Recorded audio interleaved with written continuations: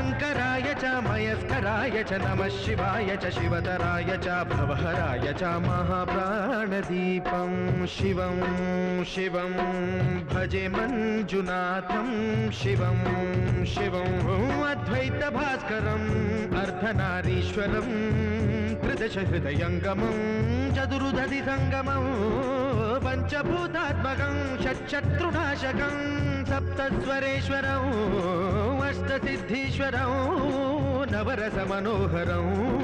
दशदिशासु विमलम् मेकादशोज्ज्वलं मेकनाथेश्वरं